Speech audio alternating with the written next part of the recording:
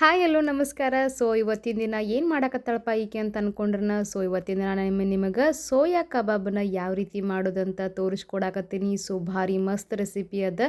ಹಂಗೆ ನೀವು ಇದನ್ನು ಸಂಜೆ ಹೊತ್ತಿಗೆ ಮಕ್ಕಳು ಹಸಿವಂತ ಅಂದಾಗ ಸಂಜೆ ಟೈಮಿಗೆ ನೀವು ಸ್ನ್ಯಾಕ್ಸ್ ಆಗಿ ಮಾಡ್ಕೋಬೋದು, ಹಂಗೆ ಊಟದ ಜೊತೆಗೂ ಮಾಡ್ಕೋಬೋದು ನೋಡ್ರಿ. ತುಂಬ ಚೆನ್ನಾಗಿತ್ತು. ನಾನು ಇವತ್ತಿನ ದಿನ ಊಟದ ಜೊತೆಗೆ ಸರ್ವ್ ಮಾಡ್ಕೊಂಡಿದ್ದೆ.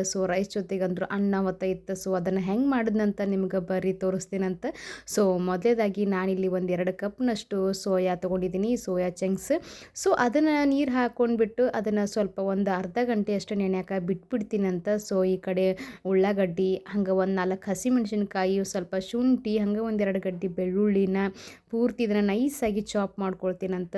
ಈ ರೀತಿ ನೀವು ಚಾಪಿಂಗ್ ಇದ್ರೊಳಗಿದ್ರೆ ಮಾಡ್ಕೊಡ್ರಿ, ಇಲ್ಲಾಂದ್ರೆ ನೀವು ಚಾಕುವಿಂದ ಸ್ವಲ್ಪ ನೈಸಾಗಿ ಕಟ್ ಮಾಡ್ಕೋರಿ. ಈ ರೀತಿ ಚಂದಾಗ ನೀವು ನೈಸಾಗಿ ಚಾಪ್ ಮಾಡ್ಕೊಳ್ಳೋದ್ರಿಂದ ತುಂಬ ಚೆನ್ನಾಗಿ ಅನ್ಸುತ್ತೆ, ಕಟ್ ಆಗಂಗಿಲ್ಲ ನಾವು ರೌಂಡ್ ಶೇಪ್ ಮಾಡಿದಾಗ. ಇವಾಗ ಒಂದು ಇದರಲ್ಲಿ ಸೈಡಾಗಿ ತಗೊಂಡ್ಬಿಡ್ತೀನಿ ಅಂತ ನೋಡ್ರಿ ಇದನ್ನು. ಈ ರೀತಿ ಸಣ್ಣಗೆ ಕಟ್ ಮಾಡಿ ಇಟ್ಕೊಂಡಿದ್ದೀನಿ. ಈ ಕಡೆ ನಾವೇನು ಸೋಯಾದ ನೆನೆ ಹಾಕ್ಕೊಂಡಿದ್ದೀನಿ ನೋಡ್ರಿ, ಅದು ಕೂಡ ನೆನೆದೈತಿ. ಅದನ್ನು ಇವಾಗ ಏನು ಮಾಡೋಣ ಅಂತಂದ್ರೆ, ಒಂದು ಜಾರ್ ತೊಗೊಂಡ್ಬಿಟ್ಟು ನಾನು ಅದರೊಳಗಡೆ ಇರ್ತಕ್ಕಂಥ ನೀರನ್ನು ಪೂರ್ತಿ ಹಿಂಗೆ ಹಿಂಡಿಕ್ಯಾರ ತಕ್ಕೊಂಡು ಜಾರಿಗೆ ಹಾಕ್ಕೊಳ್ಳಾಕತ್ತೀನಿ ನೋಡ್ರಿ. ಇದು ಸಂಜೆ ಹೊತ್ತಿಗೆ ನೀವು ಸ್ನ್ಯಾಕ್ಸ್ ಆಗಿ ಮಾಡ್ಕೋಬೋದು ನೋಡ್ರಿ, ಮಕ್ಕಳು ಹಸಿವಂತಂದ್ರೆ. ಹೈ ಪ್ರೋಟೀನ್ ಇರುತ್ತಲ್ಲ, ಹಂಗೆ ಯಾರೆಲ್ಲ ವೆಯ್ಟ್ ಲಾಸ್ ಜರ್ನಿನ ಸ್ಟಾರ್ಟ್ ಮಾಡಿದಾರೆ ಅವರು ಕೂಡ ಮರಿದೇನ ನಿಮ್ಮ ಇದರಲ್ಲಿ ಆ್ಯಡ್ ಮಾಡ್ಕೊಡ್ರಿ. ಈ ನೋಡಕತ್ತಿರಲ್ಲ, ಈ ರೀತಿ ನೈಸಾಗಿ ಸ್ವಲ್ಪ ನಾನು ಭಾಳ ನೈಸಲ್ಲ, ಸ್ವಲ್ಪ ತರಿಯಾಗಿ ನಾನು ಮಿಕ್ಸಿ ಜಾರ್ ಒಳಗೆ ಸಣ್ಣ ಮಾಡಿಟ್ಕೊಂಡಿನಿ. ಹಂಗೆ ನಾವೇನು ಉಳ್ಳಾಗಡ್ಡಿದೆಲ್ಲ ಕಟ್ ಮಾಡಿ ಇಟ್ಕೊಂಡಿದ್ದೀನಿ ನೋಡ್ರಿ. ಅದ್ರ ಒಳಗಡೆನೆ ಹಾಕ್ಕೊಂಡ್ಬಿಟ್ಟು ಇದಕ್ಕೆ ನಾನು ಒಂದು 2 ಚಮಚದಷ್ಟು ಕಡಲೆ ಹಿಟ್ಟನ್ನು ಹುರಿದು ಹಾಕ್ಕೊಳ್ಳಾಕತ್ತೀನಿ. ಹಂಗೆ ಒಂದು 2 ಚಮಚದಷ್ಟು ಕಾರ್ನ್ಫ್ಲವರು, 2 ಚಮಚದಷ್ಟು ಗರಂ ಮಸಾಲೆ, ಹಂಗೆ 1 ಚಮಚದಷ್ಟು ಜೀರಿಗೆ ಪುಡಿ ಹಾಕ್ಕೊಳ್ಳಾಕತ್ತೀನಿ. ಹಂಗೆ ಒಂದು 2 ಚಮಚದಷ್ಟು ಧನಿಯಾ, ಹಂಗೆ ಕಸೂರಿ ಮೆಂತೆ, ಖಾರ ಒಂದು 4 ಚಮಚದಷ್ಟು ಖಾರದ ಪುಡಿ, ಹಂಗೆ 1 ಚಮಚದಷ್ಟು ಅರಿಶಿನ ಹಾಕ್ಕೊಂಡಿದ್ದೀನಿ. ಹಂಗೆ ರುಚಿಗೆ ತಕ್ಕಷ್ಟು ಉಪ್ಪು, ಹಂಗೆ ಒಂದು ಅರ್ಧ ಹೋಳು ಲಿಂಬೆಹಣ್ಣನ್ನು ಹಾಕ್ಕೊಂಡಿದ್ದೀನಿ ನೋಡ್ರಿ. ನೀವೇನಾದರೂ ಖಾರ ಸ್ವಲ್ಪ ಜಾಸ್ತಿ ಇಷ್ಟಪಡೋರಾಗಿದ್ದರೆ ಖಾರ ಹಾಕೋಬೋದು. ಇವಾಗ ಲಾಸ್ಟಿಗೆ ನಾನು ಪನ್ನೀರನ್ನು ಹಾಕ್ಕೊಳ್ಳಾಕತ್ತೀನಿ. ಮನ್ಯಾಗ ಮಾಡಿಟ್ಟಿದ್ದಂಥ ಪನ್ನೀರನ್ನು ಹಾಕ್ಕೊಳ್ಳಾಕತ್ತೀನಿ. ಹಂಗೆ ಇದಕ್ಕೆ ಈ ರೀತಿ ನೀವು ಪನ್ನೀರ್ ಹಾಕಿ ಮಾಡೋದ್ರಿಂದ ತುಂಬ ಚೆನ್ನಾಗಿ ಅನಿಸುತ್ತೆ. ಹಂಗೆ ಮಕ್ಕಳು ಕೂಡ ತುಂಬ ಇಷ್ಟಪಟ್ಟು ತಿಂತಾರೆ ನೋಡ್ರಿ. ಇವಾಗ ಲಾಸ್ಟಿಗೆ ನಾನು ಒಂದು ಕುದಿಸಿದ ಆಲೂಗಡ್ಡಿನ ಈ ರೀತಿ ಚಂದಾಗ ನಾನು ತುರಿದ್ಬಿಟ್ಟು ಹಾಕ್ಕೊಳ್ಳಾಕತ್ತೀನಿ. ಆಲೂಗಡ್ಡೆ ಹಾಕೋದ್ರಿಂದ ಅದು ಸ್ಟ್ರಕ್ಚರ್ ರೌಂಡ್ ಶೇಪ್ ಆಗಿ ತುಂಬ ಚೆನ್ನಾಗಿ ಬರುತ್ತೆ, ಅಂಟ್ಕೊಳ್ಳುತ್ತೆ. ಇವಾಗ ಅದನ್ನು ಪೂರ್ತಿ ಚೆನ್ನಾಗಿ ನಾವು ಮಿಕ್ಸ್ ಮಾಡ್ಕೊಳ್ಳೋಣ ಅಂತ.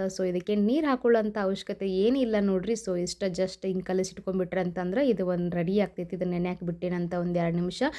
ಇವಾಗ ನೆನೆದಾದ್ಮೇಲೆ ಈ ರೀತಿ ರೌಂಡಾಗಿ ಉಳ್ಳೆ ಮಾಡ್ಕೊಂಡ್ಬಿಟ್ಟು ಹಿಂಗೆ ಮಧ್ಯ ಪ್ರೆಸ್ ಮಾಡಿಕೊಂಡು ಈ ರೀತಿ ಹಿಂಗೆ ರೌಂಡ್ ಶೇಪ್ ಒಳಗೆ ನೀವು ಮಾಡ್ಕೋಬೋದು ನೋಡ್ರಿ. ಈ ರೀತಿ ಮಾಡಿ ಇಟ್ಕೊಳ್ಳಾಕತ್ತೀನಿ. ಪ್ರತಿಯೊಂದನ್ನು ಕೂಡ ಇದೇ ರೀತಿ ನಾನು ಮಾಡಿಟ್ಕೊಂಡಿದ್ದೀನಿ. ನಿಮ್ಗೆ ಏನಾದರೂ ಬೇರೆ ಥರ ಶೇಪ್ ಬೇಕಂತಂದ್ರೆ ಮಾಡ್ಕೋಬೋದು. ಅದು ಕೂಡ ತುಂಬ ಚೆನ್ನಾಗಿ ಅನಿಸುತ್ತೆ. ನೋಡಿದ್ರಲ್ಲ, ಈ ರೀತಿ ರೌಂಡ್ ಶೇಪ್ ಆಗಿ ಮಾಡಿಟ್ಕೊಂಡಿನಿ. ಇಷ್ಟು ಸೈಜ್ ದಪ್ಪೊಳಗೆ ಮಾಡ್ಕೊಂಡಿನಿ ನೋಡ್ರಿ. ಇದನ್ನು ನಾನು ಡೀಪ್ ಫ್ರೈ ಮಾಡೋಂಗಿಲ್ಲ. ನಾನು ತವಾ ಫ್ರೈ ಮಾಡ್ತೀನಂತ. ಅಂದ್ರೆ ಕಡಿಮೆ ಎಣ್ಣೆ ಒಳಗೆ ಮಾಡ್ಕೋಬೋದು. ಮನೇಲಿರ್ತಕ್ಕಂಥ ಪದಾರ್ಥಗಳನ್ನ ಯೂಸ್ ಮಾಡ್ಕೊಂಡು ಮಾಡಿ ತೋರ್ಸಾಕತ್ತೀನಿ. ತುಂಬ ಚೆನ್ನಾಗಿ ಬಂದಿತ್ತು. ಹಂಗೆ ಕೂಡ ಇದು ಮಕ್ಕಳು ಕೂಡ ಎಲ್ಲರೂ ಕೂಡ ತುಂಬ ಇಷ್ಟಪಟ್ಟು ತಿಂದರು ನೋಡ್ರಿ. ಇವಾಗ ಆಯಿಲ್ನ ಪೂರ್ತಿ ಚೆನ್ನಾಗಿ ಹಂಚಿಗೆ ಸ್ಪ್ರೆಡ್ ಮಾಡಿಕೊಂಡು ಈಗೇನು ಮಾಡಿಟ್ಕೊಂಡಿದ್ದೀವಿ ನೋಡ್ರಿ ಟಿಕ್ಕಿನ. ಅದನ್ನ ಒಳಗಡೆ ಹಾಕ್ಕೊಳ್ಳಾಕತ್ತೀನಿ. ಹಾಕ್ಕೊಂಡ್ಬಿಟ್ಟು ಇದನ್ನು ಗ್ಯಾಸ್ನ ಮೀಡಿಯಮ್ ಫ್ಲೇಮ್ ಒಳಗೆ ಇಟ್ಕೊಂಡು ನೀವು ಚಂದಾಗ ನೀವು ಇದನ್ನು ಫ್ರೈ ಮಾಡ್ಕೊಳ್ಬೇಕಾಗತ್ತೆ ನೋಡ್ರಿ. ಹಸಿ ಬಿಸಿಯಾಗಿ ಬೇಯಿಸ್ಕೊಳಕ್ಕೆ ಹೋಗ್ಬೇಡ್ರಿ, ಗ್ಯಾಸ್ಟ್ರಿಕ್ ಅದು ಆಗುತ್ತೆ. ಲಾಸ್ಟಿಗೆ ಇದಕ್ಕೆ ಮೇಲ್ಗಡೆ ಸ್ವಲ್ಪ ಆಯಿಲ್ನ ಸ್ಪ್ರೇ ಮಾಡಿಕೊಂಡು ಈ ರೀತಿ ಹಿಂಗೆ ಹೊಳಿಸಿ ಹಾಕ್ಕೊಳ್ಳಾಕತ್ತೀನಿ. ನೋಡಾಕತ್ತಿರಲ್ಲ, ನೀಟಾಗಿ ಚೆನ್ನಾಗಿ ಬೆಂದೈತಿ. ಈ ರೀತಿ ಪೂರ್ತಿ ಕಲರ್ ಚೇಂಜ್ ಆಗಬೇಕು ನೋಡ್ರಿ, ಗೋಲ್ಡನ್ ಬ್ರೌನ್ ಕಲರ್ ಬರಬೇಕು. ಅಲ್ಲಿವರೆಗೂ ನೀವು ಇದನ್ನು ಚಂದಾಗ ನೀವು ಫ್ರೈ ಮಾಡ್ಕೊಳ್ರಿ. ಇದು ಹೆಂಗೆ ಬರುತ್ತಪ್ಪ ಅಂತಂದ್ರೆ, ಮೇಲ್ಗಡೆ ಫುಲ್ ಕ್ರಿಸ್ಪಿಯಾಗಿ, ಒಳಗಡೆ ಸ್ವಲ್ಪ ಸಾಫ್ಟು ಫುಲ್ ಕ್ರಿಸ್ಪಿಯಾಗಿರುತ್ತೆ ನೋಡ್ರಿ. ತುಂಬ ಚೆನ್ನಾಗಿ ಅನಿಸುತ್ತೆ ಇದು ಮಾತ್ರ. ಇದನ್ನು ನೀವು ಊಟದ ಜೊತೆಗೂ ಮಾಡ್ಕೋಬೋದು. ಹಾಗೆ ಕೂಡ ನೀವು ಮಕ್ಳಿಗೆ ಲಂಚ್ ಬಾಕ್ಸ್ ಅದು ಹಾಕ್ತಾಯಿದ್ರೆ ಅದು ಕೂಡ ಈಸಿಯಾಗಿ ಮಾಡ್ಕೊಂಡು ಹಾಕೋಬೋದು ನೋಡ್ರಿ. ಮಕ್ಕಳು ಕೂಡ ತುಂಬ ಇಷ್ಟಪಟ್ಟು ತಿಂತಾರೆ. ನೋಡಿದ್ರಲ್ಲ, ಈ ರೀತಿ ಸ್ವಲ್ಪ ಎರಡೂ ಸೈಡಿಂದ ಚೆನ್ನಾಗಿ ನಾನು ಬೇಯಿಸ್ಕೊಳಕತ್ತೀನಿ. ಕಲರ್ ಎಲ್ಲನೂ ಪೂರ್ತಿ ಚೇಂಜ್ ಆಗೈತೆ ನೋಡ್ರಿ. ನೋಡೋಕ್ಕಂತೂ ಭಾಳ ಚಂದದಲ್ಲ, ಹಂಗೆ ತಿನ್ನೋಕ್ಕೂ ಮಾತ್ರ ಭಾಳ ಚಂದದ ನೋಡ್ರಿ. ಇವಾಗ ಒಂದು ಪ್ಲೇಟ್ಗೆ ನಾನು ಸರ್ವ್ ಮಾಡ್ಕೊಳ್ತೀನಂತ. ನೋಡಕತ್ತಿರಲ್ಲ, ಈ ರೀತಿ ಪ್ಲೇಟಿಗೆ ಪೂರ್ತಿ ಎಲ್ಲನೂ ಸರ್ವ್ ಮಾಡಿ ಇಟ್ಕೊಂಡಿದ್ದೀನಿ. ಇವಾಗ ನಾನು ಇದಕ್ಕೆ ಅನ್ನದ ಜೊತೆಗೆ ಅಥವಾ ಊಟಕ್ಕೆ ನಾನು ಮಾಡ್ಕೊಂಡಿದ್ದೆ ಸೈಡ್ ಡಿಶ್ ಆಗಿ. ತುಂಬ ಚೆನ್ನಾಗಿ ಬಂದಿತ್ತು. ಮಕ್ಕಳಂತರೂ ತುಂಬ ಇಷ್ಟಪಟ್ಟು ತಿಂದರು. ಹಾಗೆ ನೀವು ಈಸಿಯಾಗಿ ಕೂಡ ಮಾಡ್ಕೋಬೋದು. ಮನೇಲೇ ಇರ್ತಕ್ಕಂಥ ಸಾಮಗ್ರಿಗಳ ಹಾಕ್ಕೊಂಡು ಮಾಡಿ ತೋರಿಸಿನಿ.